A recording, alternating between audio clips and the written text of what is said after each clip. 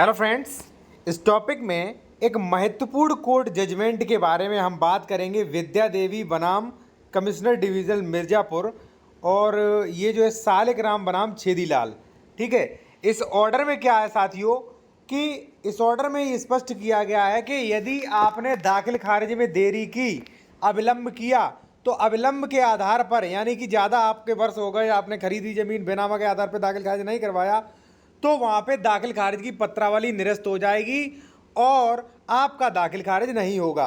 ठीक है, अब देखिए क्या आदेश है वो जान लीजिए यहाँ पे। ठीक है, एक चीज और, यदि आप कोई लीगल एडवाइस, कानूनी सलाह लेना चाहते हैं या मान लीजिए इन आदेशों की मान लीजिए आप पीडीएफ लेना चाहते हैं साथियों, ठीक है, तो कॉन्टैक्ट नंबर वीडियो के डिस्क्रिप्शन में दिया गया है। यहाँ पे क्या लिखा है, लगभग 18 वर्ष बाद नामांतरण, नामांतरण यानी कि दाखिल खारिज। ठीक है, नायब तहसील द्वारा नामांतरण आदेश पारित लगभग 18 वर्ष बाद विक्रय विलेख के आधार पर नामांतरण प्रार्थना पत्र दाखिल किया गया। यानी कि साथियों किसी व्यक्ति ने जैसे मान लीजिए 2006 में जमीन खरीदी है, ठीक है, और उसने दाखिल खारिज नहीं करवा पाया किसी कारणवश, और अब वो दाखिल खारिज आके करवा रहा है जब मैं वीडियो रिकॉर्ड कर रहा हूं मान लीजिए 2024 में। ठीक है, तो इस आधार पर 18 वर्ष हो गए। ठीक है, तो यानी कि विक्रय विलेख के आधार पर नामांतरण प्रार्थना पत्र दे रहा है 18 वर्ष बाद, क्या आप इस जमीन का दाखिल खारिज कर दो। ठीक है, नायब तहसीलदार द्वारा नामांतरण आदेश पारित किया गया, संबंधित पक्षकार विक्रय विलेख के आधार पर अपने अधिकारों की घोषणा के लिए नियमित वाद ले आए। यानी कि धारा 144 229 बी में वाद ले आए, विक्रय विलेख के आधार पर 18 वर्ष बाद नामांतरण प्रार्थना पत्र नामंजूर किया गया। भाई साहब उसने क्या किया भाई कि साथियों उसने जो है दाखिल खारिज शुरुआत में करवाया नहीं, और फिर उसने 18 साल बाद जो है भाई वो दिया आवेदन कि मेरा दाखिल खारिज कर दो, तो तहसीलदार ने जो है दाखिल खारिज का आदेश निरस्त कर दिया, कह दिया भाई जाके आप घोषणात्मक बात कर दीजिए, यानी कि धारा 144 में ये होता है। ठीक है, वो कर दीजिए। अब मान लीजिए किसी का मैटर चल रहा है साथियों, तो आप इसके आधार पर दाखिल खारिज होने से रुकवा सकते हैं। दूसरी बात, अब वहीं एक आदेश देखा जाए साथियों, तो एक आदेश ये भी कहता है कि विक्रय विलेख के आधार पर नामांतरण प्रार्थना पत्र देने की परसीमा की कोई परसीमा नहीं। अब देखिए मैं आपको स्पष्ट बहुत समझाता हूं, यदि आपका दाखिल खारिज से जुड़ा मैटर है तो मैं आपको इस वीडियो में कई चीजें सॉर्ट आउट करूंगा। पहली साथियों कि दाखिल खारिज करवाने की समय सीमा क्या होती है। साथियों दाखिल खारिज रजिस्ट्री के बाद 35 दिन बाद जो है ऑटोमेटिक तहसीलदार के यहाँ तारीख पड़ती है, आप बैनामा दिखाइए, साक्ष्य दीजिए। ठीक है, और पेशकार को अपना मान लीजिए जो भी एविडेंस है, मान लीजिए बैनामा है वो दे सकते हैं, अपनी फाइल में लगवा दीजिए। नेक्स्ट डेट को अगर वो निर्बाधित है तो वो दाखिल खारिज 35 दिन बाद हो जाएगा। ठीक है, धारा 34-35 के अनुसार। अब आपका प्रश्न होगा कि सर लास्ट डेट क्या है दाखिल खारिज की, तो देखिए लास्ट डेट साथियों रेवेन्यू यानी कि यूपीआरसी में कहीं भी नहीं कही गई है कि लास्ट डेट इतना है, कहीं भी नहीं मेंशन किया गया है। ठीक है, अब आप कहेंगे सर 18 वर्ष बाद तो करा नहीं पाएंगे। देखिए साथियों अगर आप 3 वर्ष तक दाखिल खारिज नहीं करवाते तो वहाँ पे दिक्कतें होने लगती हैं। ठीक है, इसलिए मैं कहूँगा आप 3 वर्ष से पहले करवा लें। अब मान लीजिए आपका क्वेश्चन है कि सर मैंने बहुत दिनों से दाखिल खारिज नहीं करवाया। ठीक है, अब आपने ये आदेश भी दे दिया कि 18 वर्ष बाद ज़्यादा पुराना हो गया दाखिल खारिज होगा नहीं। अब मैं एक आदेश आपको और दूंगा साथियों, जो आदेश है डॉक्टर MC लूथर बनाम मोहम्मद तारिक अतहर। ठीक है, इसमें कहा क्या गया है, इसमें कहा गया है कि दाखिल खारिज की कोई परसीमा नहीं, आप कभी भी आवेदन कर सकते हैं। अब देखिए साथियों रूलिंग है। देखिए मैं एक चीज़ आपको बता दूं कि रजिस्टर्ड वसीयत मान्य होती है, लेकिन कई रजिस्टर्ड वसीयत कैंसिल भी हो जाती हैं। इसी तरीके से कि कौन सा जजमेंट आपके फेवर में हो वही आपके काम आ जाए, वही आपके लिए महत्वपूर्ण है। ठीक है, तो इस जजमेंट अगर मान लीजिए आपको लेना है तो कॉन्टैक्ट नंबर हमारा वीडियो के डिस्क्रिप्शन में दिया गया। अब देखिए ये आदेश देखिए, विक्रय विलेख के आधार पर नामांतरण यानी कि दाखिल रजिस्ट्री बैनामा के आधार पर दाखिल खारिज प्रार्थना पत्र देने की परसीमा। ठीक है, प्रश्न ये है कि क्या नामांतरण प्रार्थना पत्र प्रस्तुत करने के लिए कोई परसीमा अवधि विहित की गई है।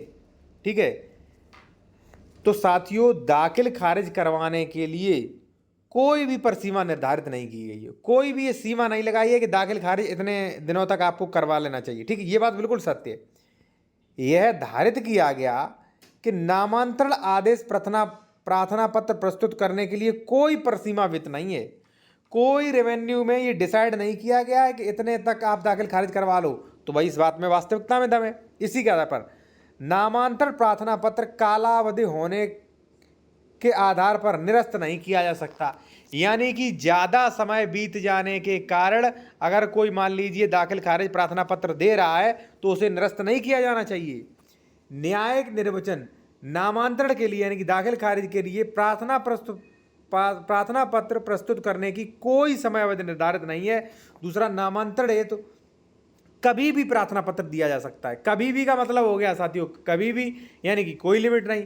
नामांतरण की कार्रवाई एक सरसरी कार्रवाई है जिसमें स्वामित्व का प्रकरण निहित नहीं होता है। ये आदेश दिया गया है डॉक्टर MC लूथर बनाम मोहम्मद तारिक। ठीक है, ये आदेश की मान लीजिए कोई लीगल एडवाइस लेना चाहते हैं या इन आदेश की कॉपी लेना चाहते हैं तो कॉन्टैक्ट नंबर हमारा वीडियो के डिस्क्रिप्शन में दिया गया है। अब साथियों एक चीज़ कि मैंने दोनों ही आदेश दिए, यानी कि दो पहलू। भाई अगर एक तरफ न्यायालय कहता है कि भाई अगर मान लीजिए आपका ज़्यादा समय हो गया तो हम दाखिल खारिज करेंगे नहीं, निरस्त कर देंगे, ये वाला जब आदेश देखोगे आप, ठीक है ना, ये सालिग्राम बनाम छेदीलाल, ठीक है ना, ये वहीं अगर मान लीजिए आपका बहुत समय बीत गया, दाखिल खारिज कर नहीं रहा, पत्रावली रेस्टोर कर दी गई, ठीक है, तो यहाँ पे दूसरा वाला जजमेंट आपके लिए पेश है यहाँ पे, ठीक है, जिसमें कहा गया था कि दाखिल खारिज करवाने की कोई समय सीमा नहीं। अब एक बहुत ही महत्वपूर्ण जानकारी देंगे हम, वो देंगे साथियों, घोषणा के लिए नियमित वाद दाखिल कर सकता है।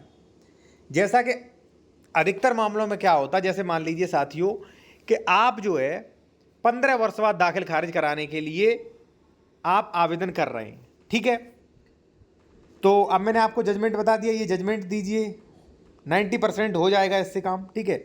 मान लीजिए इससे काम नहीं हो रहा है तो देखिए ये पत्रावली जब खारिज की गई थी तो इस आदेश में क्या कहा गया, विक्रय विलेख के आधार पर अपने अधिकारों की घोषणा के लिए नियमित वाद लाना चाहिए। साथियों एक UPZALR में एक धारा थी 229B जो कि अब वर्तमान में है धारा 144, ठीक है ना। तो यदि आपका दाखिल खारिज नहीं हुआ है तो साथियों धारा 144 में आप केस ला सकते SDM के यहाँ। केवल दाखिल खारिज संबंध नहीं, मान लीजिए किसी जमीन पर आपका लंबे समय से कब्जा है, 15-20 सालों से कब्जा है, निर्विवादित कब्जा है, तो भी आप धारा 144 में घोषणात्मक वाद ला सकते अपने अधिकारों की घोषणा कि भाई मुझे इस पे मालिकाना हक, मुझे इस पे स्वामित्व है, मेरे इसमें हित हैं, अब मेरे नाम ये जमीन की जाए, ठीक है।